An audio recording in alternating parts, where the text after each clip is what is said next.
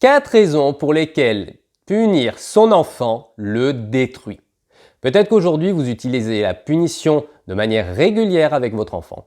Peut-être que c'est quelque chose que vous utilisez pour lui faire comprendre que c'est vous qui commandez, lui faire comprendre qu'il doit vous obéir, lui faire comprendre qu'il doit se soumettre à ce que vous lui demandez. Et en fait, vous utilisez cette méthode parce que les autres méthodes ne fonctionnent pas. Vous lui dites gentiment, calmement aujourd'hui de faire les choses et il ne le fait pas. Donc en fait, ce que vous faites, vous utilisez la punition pour lui faire comprendre que ce que vous lui demandez, il doit le faire.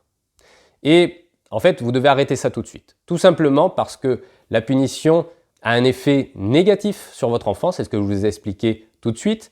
Votre enfant ne réfléchit pas à ce qui se passe, il est passif et je vous expliquerai également en fin de cette vidéo qu'il peut y avoir des conséquences négatives et néfastes, durables pour votre enfant et pour votre relation avec lui.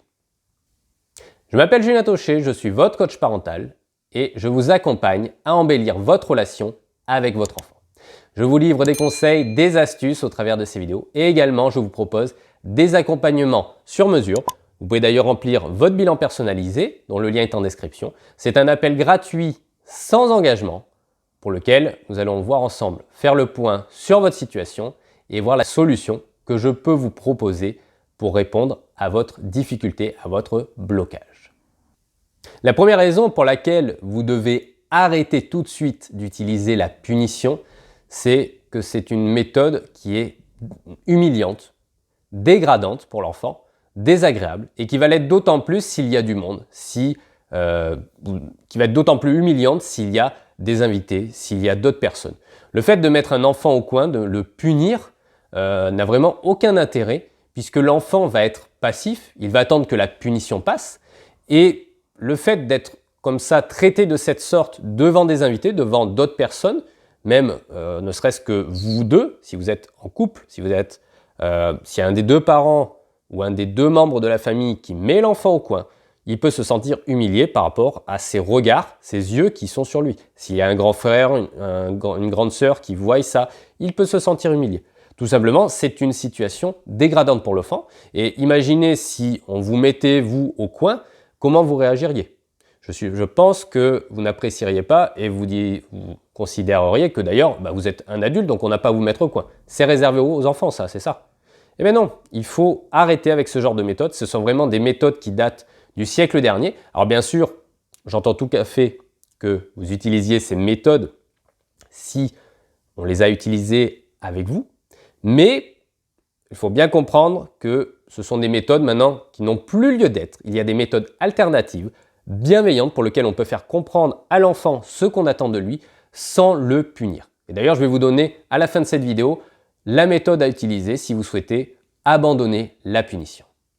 La deuxième raison pour laquelle vous devez arrêter la punition, c'est tout simplement que vous détruisez la relation avec votre enfant. Vous pouvez imaginer que vous avez une jauge positif-négatif dans votre relation avec votre enfant.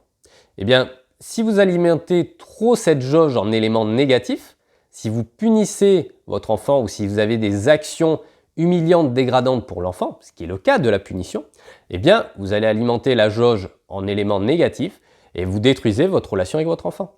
Donc, plus tard, ce qui va se passer, c'est que votre enfant pourra prendre de la distance avec vous. Il ne va pas vous parler quand il sera adolescent, si ce n'est pas encore le cas. S'il n'est pas encore le cas qu'il soit adolescent, j'entends. Peut-être qu'il ne vous parlera plus, tout simplement parce que vous brisez la relation.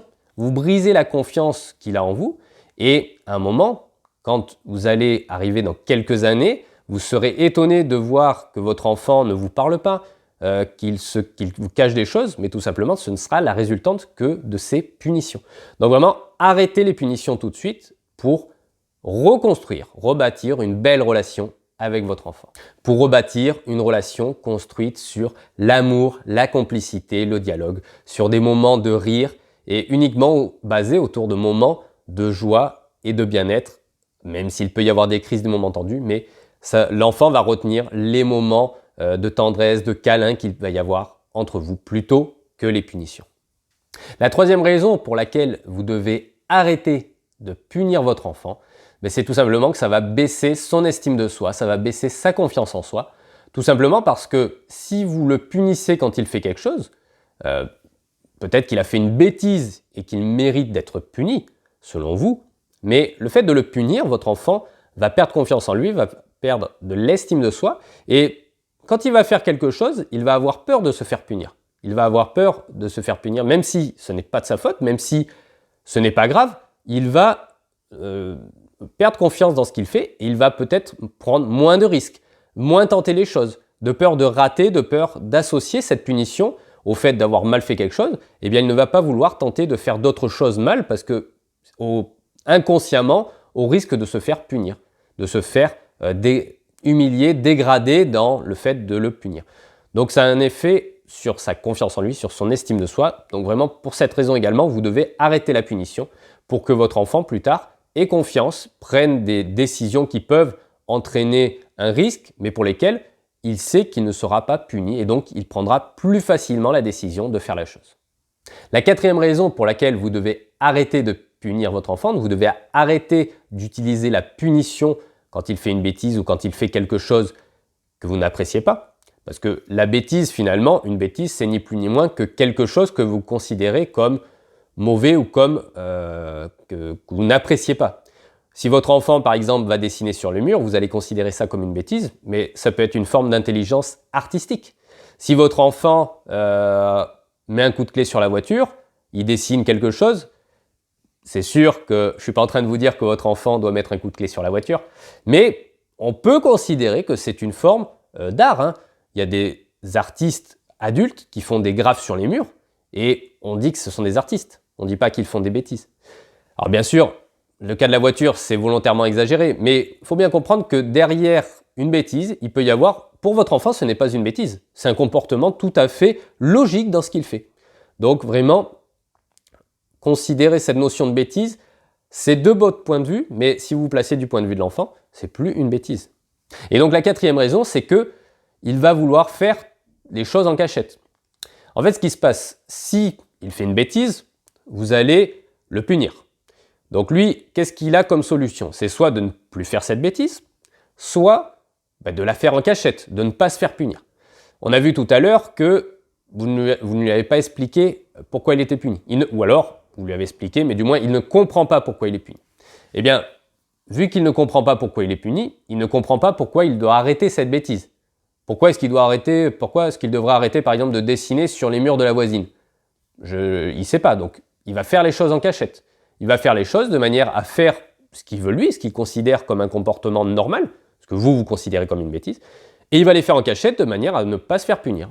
Et c'est ce qui va faire que plus tard, eh bien, il va vous cacher des choses, il va potentiellement prendre de la drogue, fumer des cigarettes, faire des sorties, des choses que vous ne souhaitez pas aujourd'hui, parce que tout simplement vous le punissez, et en fait vous lui envoyez le message, non pas que vous vouliez lui envoyer ce message, mais c'est ce que le message qu'il va comprendre en lui.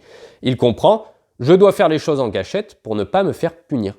Et donc il ne va jamais vous parler de tout ça, et vous allez arriver, comme je vous disais tout à l'heure, à un moment où vous allez découvrir des choses, vous allez dire mais je comprends pas, j'ai jamais éduqué comme ça, mais en fait ce n'est que la résultante d'utiliser entre autres la punition avec votre enfant. Donc pour cette raison, arrêtez de punir votre enfant si vous voulez qu'il ne fasse pas les choses en cachette.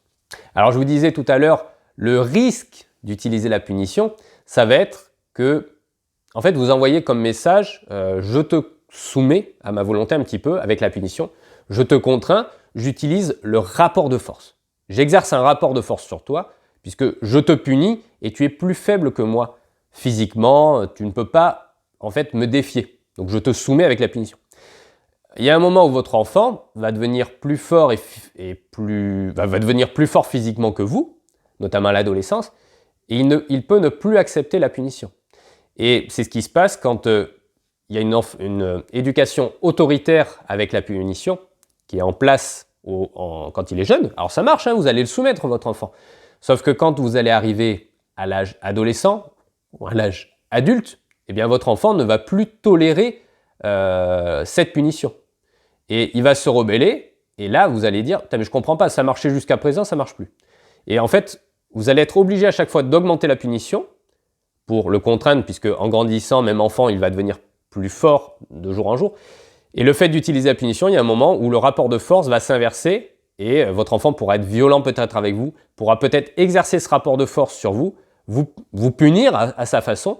Et donc, c'est une des conséquences d'utiliser la punition, c'est que vous allez devoir augmenter de plus en plus la punition pour qu'elle continue à être efficace. Alors, je fais un petit parallèle qui n'a rien à voir, mais c'est ce qui se passe par exemple dans certains cirques, dans certains zoos, où on a vu des cas où des éléphants, des tigres, des animaux se sont rebellés contre leurs dresseurs. Mais tout simplement parce qu'en fait, ils ont été soumis tellement longtemps à une punition pour les obliger à faire ce qu'on leur demandait, mais il y a un moment où l'animal ne supporte plus ça, et voilà, il s'oppose à son dresseur. Et alors, je ne suis pas en train de dire qu'on est dans le cadre d'un dressage avec son enfant, mais c'est pour vous donner l'image qu'il y a un moment, peut-être que votre enfant ne va plus supporter la punition, et avant d'arriver là, arrêtez cette punition et utilisez des méthodes plus adaptées, ce que je vous dis tout de suite. Donc la méthode que vous pouvez utiliser, c'est ce qui s'appelle le temps de réflexion. Donc au lieu de mettre votre enfant, de le punir, où là il va être passif, c'est-à-dire vous le mettez au coin, il attend que la punition passe et il ressort de la punition quand c'est fini, il attend bêtement en quelque sorte, et bien là vous le mettez en temps de réflexion, c'est-à-dire vous le mettez à réfléchir sur ce qui s'est passé, sur pourquoi il réfléchit, et vous allez faire le point avec lui après pour voir qu'est-ce qui s'est passé, est-ce que tu as compris pourquoi je t'ai mis en temps de réflexion. Donc vous n'appelez plus ça d'ailleurs une punition, parce que la punition, on est dans la contrainte, le fait de soumettre l'enfant, on est dans la négativité. Là, vous appelez ça un temps de réflexion, puisque c'est un moment où il va réfléchir. Il ne va pas juste être seulement puni, il va réfléchir à ce qui s'est passé, il va être proactif dans la réflexion, ce qui va faire que la prochaine fois, il va dire « Oui, j'ai compris pourquoi j'ai fait ça, je ne vais plus le refaire », ou il va le refaire, mais ça va avoir tendance à disparaître.